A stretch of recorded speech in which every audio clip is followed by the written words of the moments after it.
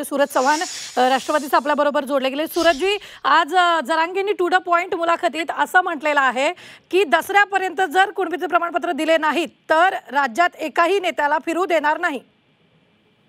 17 September पासून या राज्यामध्ये ज्यांच्या नोंदी आहेत, ज्यांच्याकडे पुरावे आहेत, त्यांना प्रमाणपत्राचं वाटप चालू झालेलं आहे। म्हणून त्याच्यामुळे ते अल्टिमेटम देण्याचा प्रश्न येत नाही। परंतु ज्या ज्या लोकांच्या नोंदी आहेत आणि जे सरकारने शब्द दिला त्या शब्दाचं पालन करण्याचं काम सरकारकडनं केलं जातंय आणि ज्यांच्या भविष्य काळामध्ये ज्यांच्या कुणाकडे ते सापडतील त्यांनाही प्रमाणपत्र देण्याचं काम प्रशासनाच्या माध्यमातून केलं जाईल।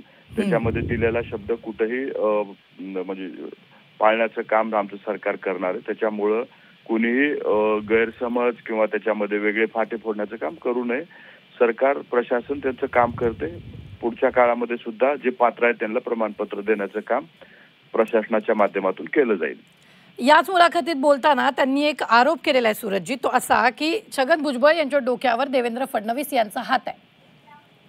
बघा, आता ह्याचं उत्तर खरं तर तुम्हाला भुजबळ साहेब देऊ शकतात, परंतु मला वाटतं भुजबळ साहेबांचा ओबीसी साठीचा लढा हा आजपासून आहे, अनेक वर्षापासून आहे। ज्यावेळेस मंडल आयोग लागू करायचं होतं, ज्याला मंडल आयोगाला विरोध झाला त्यावेळेस त्यांनी शिवसेना सोडून राष्ट्रवादीमध्ये आलं।